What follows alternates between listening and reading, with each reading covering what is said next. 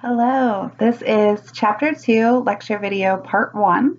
So we're going to cover the first part of Chapter 2 in this lecture video.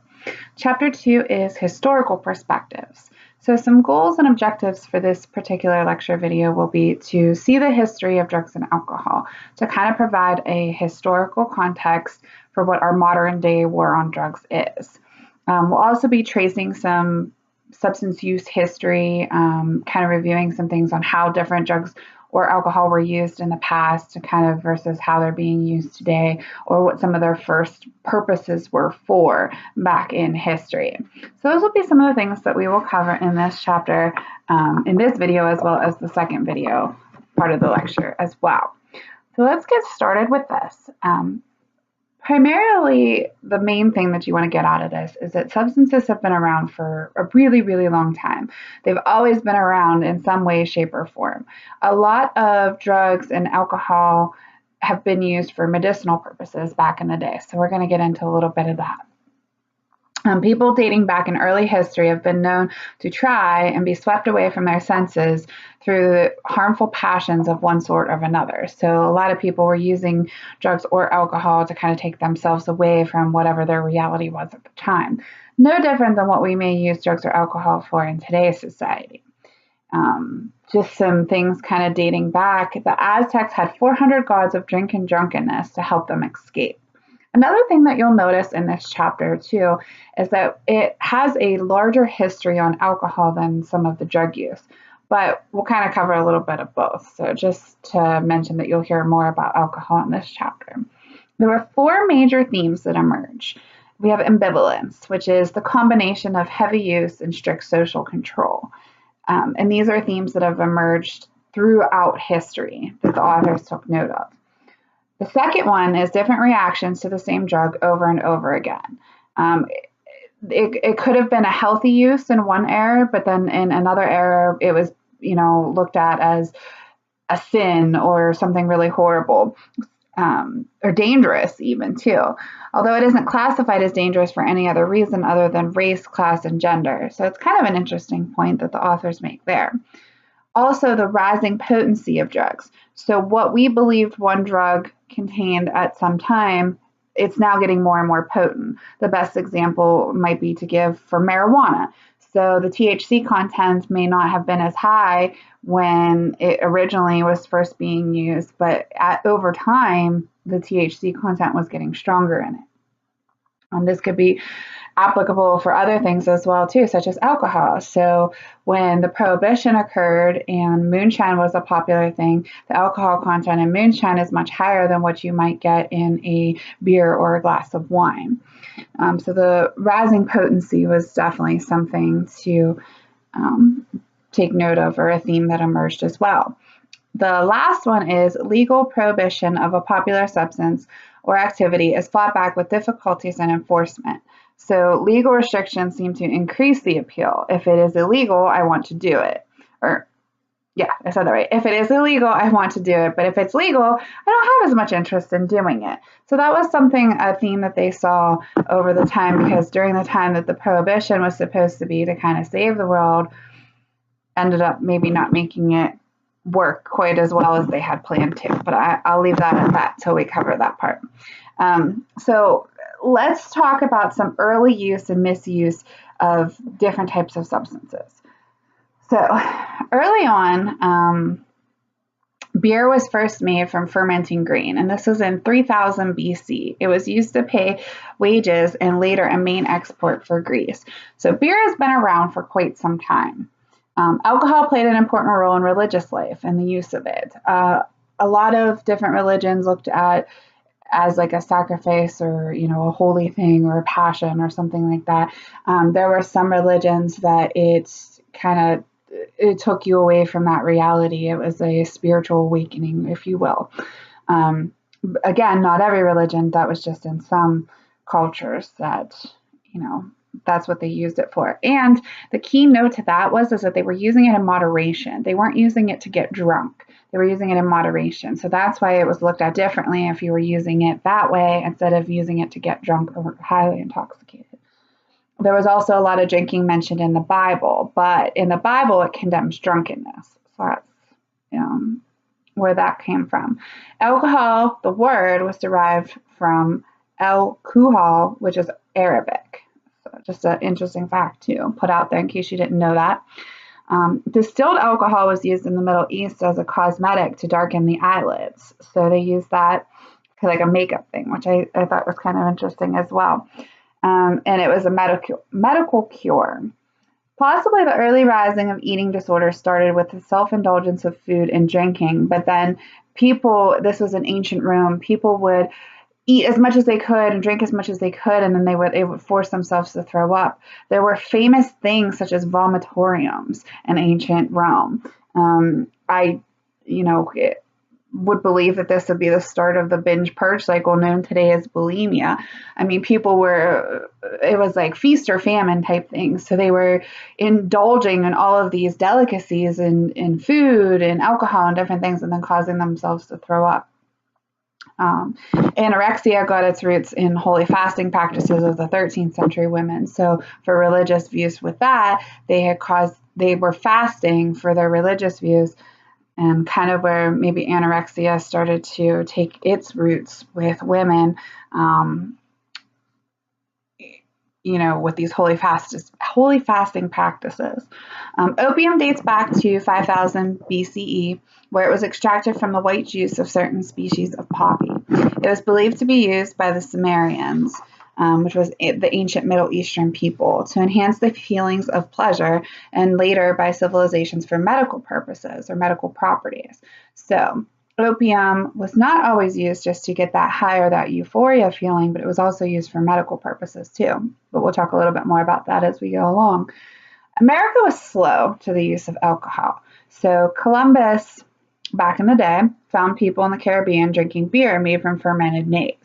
Drunkenness was limited to communal fiestas or preparations for war, and the alcohol content was relatively low.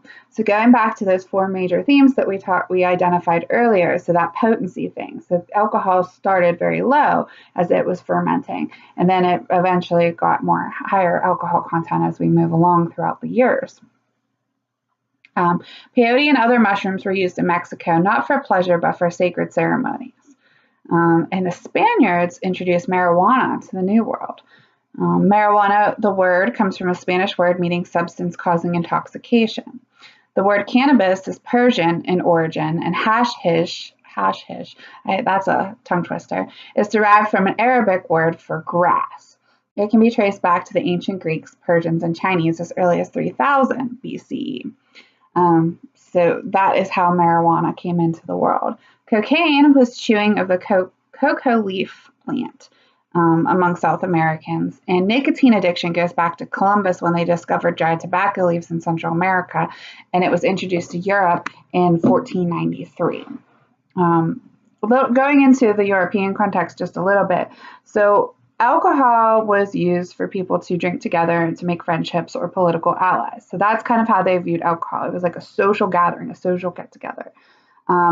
In some instances, alcohol was safer than the water. Water was sometimes contaminated, it was dirty, and it wasn't purified. So in some instances, alcohol was safer than water because you at least knew what you were getting with the alcohol through the distillation or fermenting processes, versus the water, which you really didn't know what you were getting because it wasn't purified. Opium was used by physicians in Greece and Rome. It was later mixed with alcohol as a way to escape from pain and boredom. It was most valued for indigestion and respiratory problems. So the process of distillation was used in the 15th century to remove water from the fermented product, therefore increasing the concentration of alcohol. That potency content, we're hitting upon that theme again. In 1575, there was a distillery founded in Amsterdam, which is actually still open today. So that is quite some time in history there. There was public outrage with drunken mothers and the neglectful mothers. Drinking raised the spread of venereal disease due to increased lust when drunk and failed motherhood for those who drank while pregnant. There was also an increase in crimes of violence and immorality among all social classes, but the poor was the most common. So we were targeting the poorer population with this. Moving on to colonial America, We have Puritanism. So this was a very religious group of people who started things off in the Massachusetts Bay. They sought guidance for their daily activities in the scripture. They saw alcohol as a blessing from God and as a good and healthy beverage.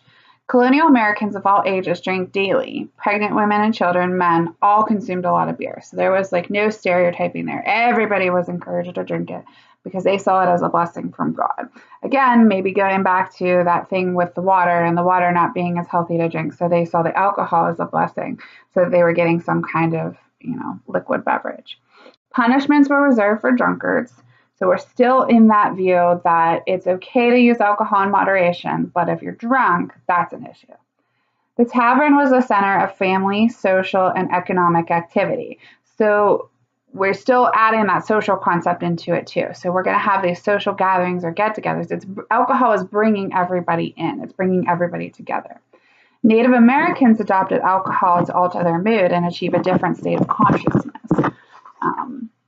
They weren't using it for any other purpose other than to kind of take themselves out of the reality of their life. Heavy alcohol use for Native Americans became a major cause of social problems that still continue to present day. For example, Europeans cheated them out of their furs and goods because they were drinking to insensibility.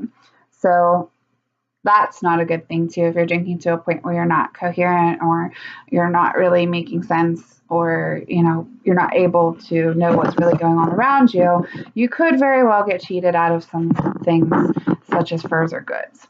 Strong drinks were thought to protect against disease and be conducive to good health. Alcohol was used as a solvent, an antiseptic, or a painkiller. Consumption of alcohol was a norm for European Americans. However, they put restrictions on their slaves when digging the Erie Canal and allowed them only a quart of whiskey a day. So we're kind of moving through some of these history topics that are important here. I'm trying to touch upon some of these key topics. I know I feel as if I'm kind of just giving you more facts with this chapter, but it's kind of hard when we're kind of looking back in history. So I just wanted to make note of that. Dr. Benjamin Rush was the Surgeon General during the American Revolution, and he alluded to the dangers of alcohol being given to soldiers. He didn't fully preach abstinence, but he did preach moderation. So, again, moderation versus drunkenness.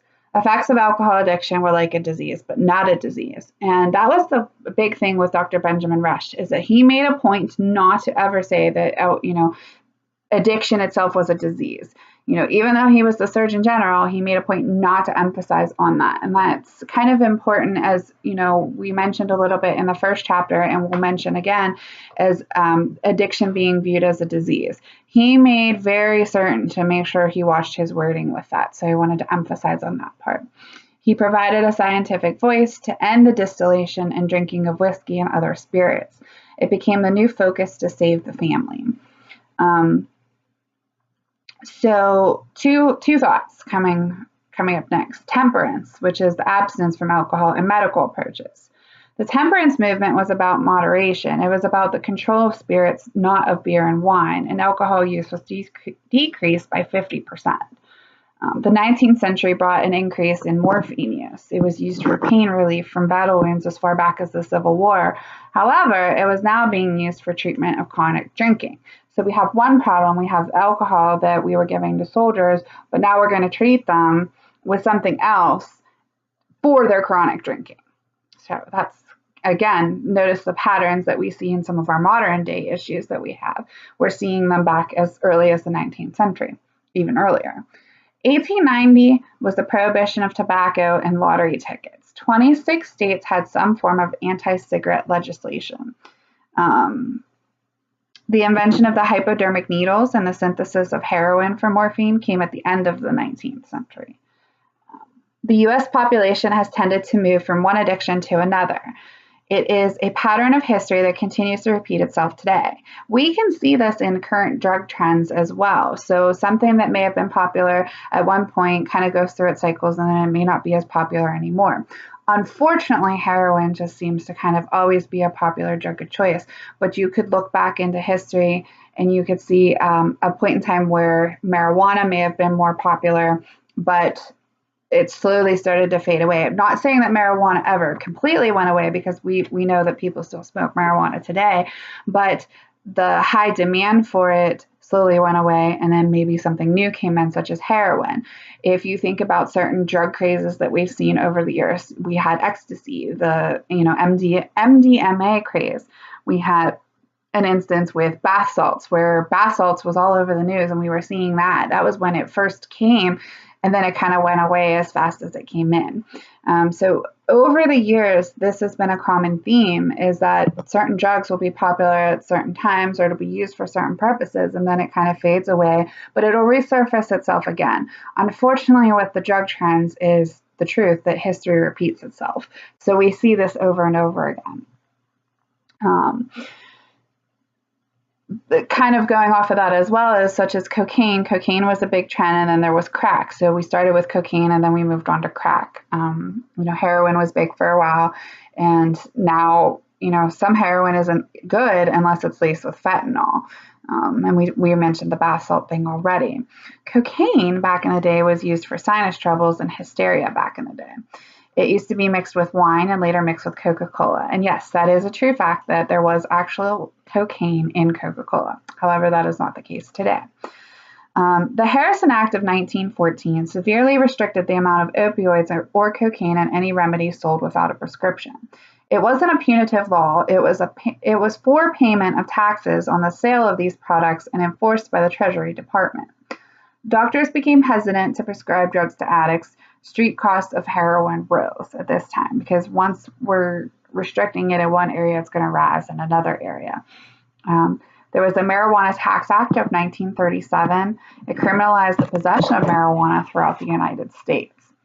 Kind of moving on to the prohibition of alcohol, and there is going to be a discussion question on this, so make sure you look at the discussion board question and kind of follow up with this part of the lecture video, as well as this part of the chapter in your book, which is on page 61.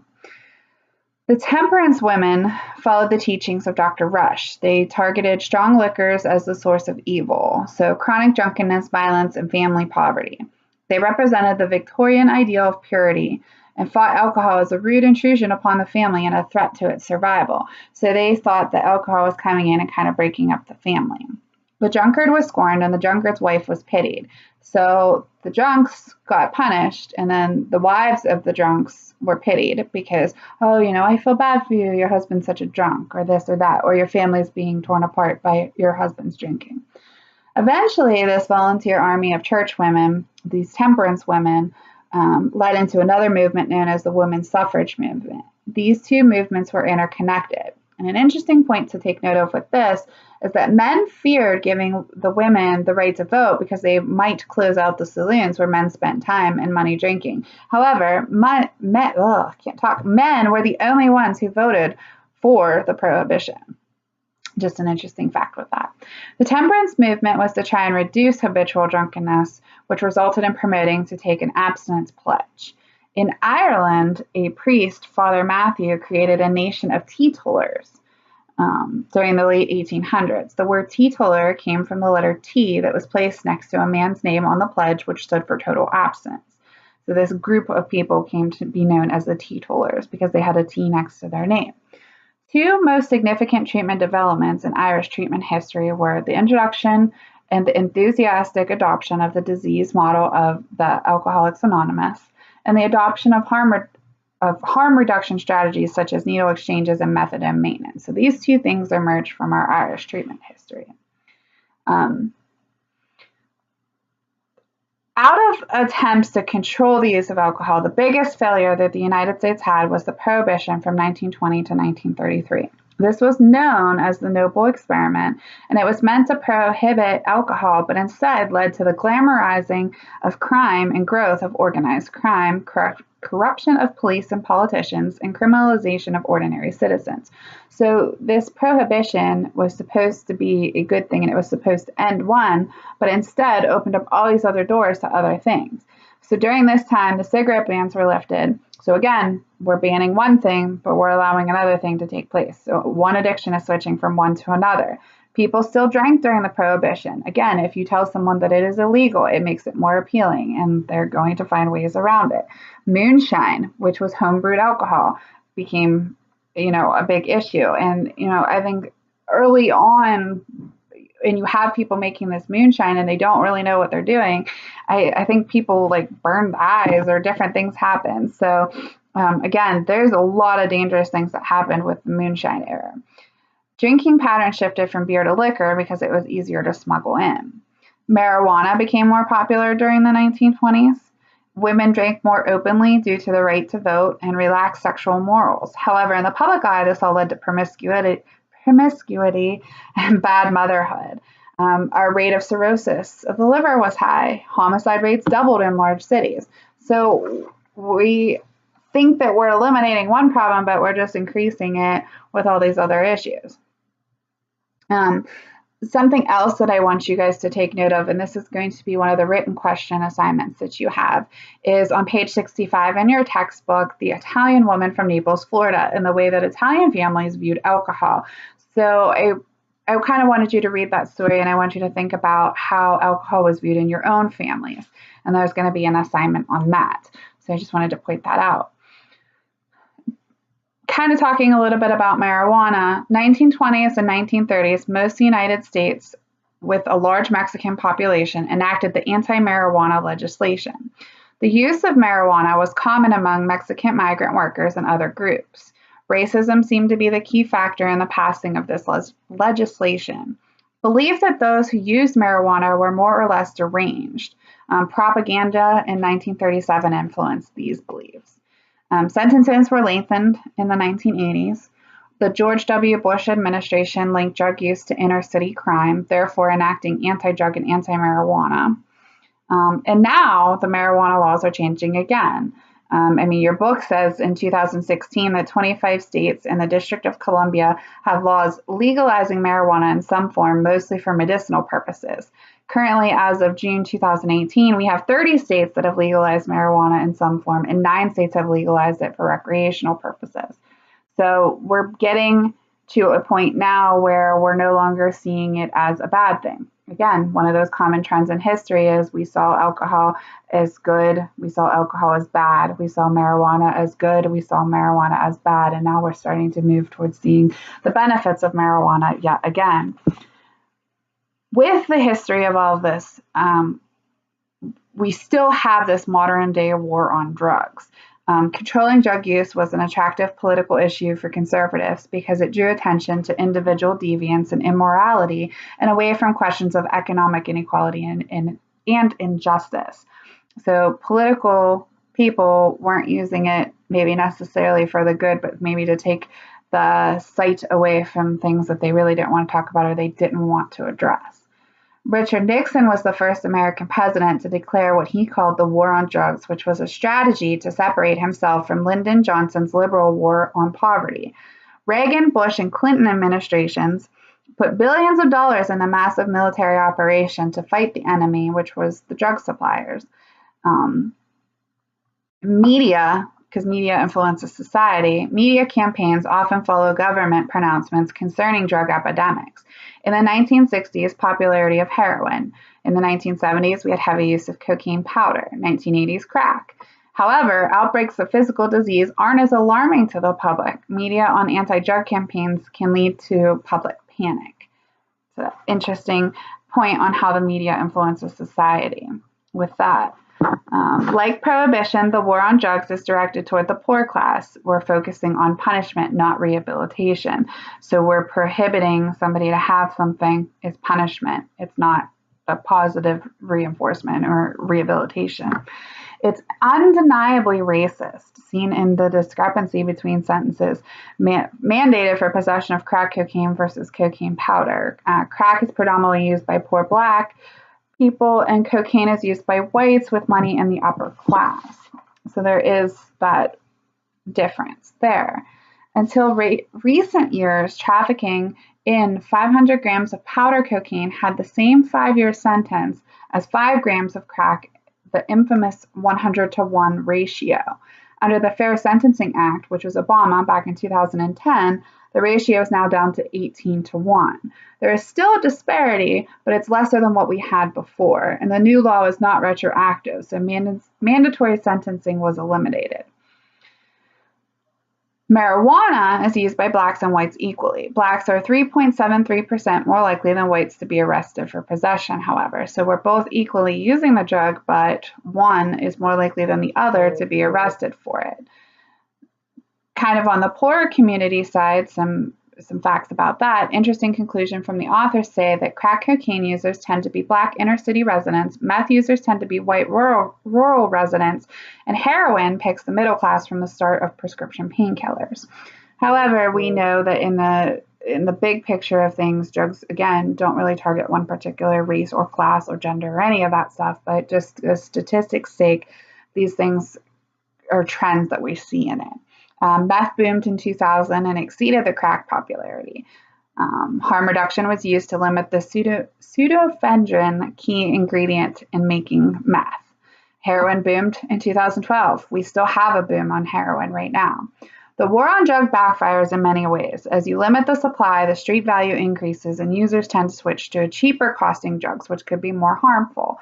So again, we're trying to, implement one thing that we think is going to help something, but again, it kind of ends up making it more harmful and more dangerous for people. And there was increased in prison populations as well during this time. So this is just a little bit on the history. I know sometimes the history of different things, is kind of more facts and, giving you statistics of different things because it was stuff that happened way back then. But it is interesting and it's important to look at the history because it can help us look at clues of what we're dealing with today in the modern day war on drugs. So we're going to stop at that point and we'll pick up on the second part of this lecture video to finish out our chapter and finish out the history. And then we'll move on to some other things in your text. Thank you for watching.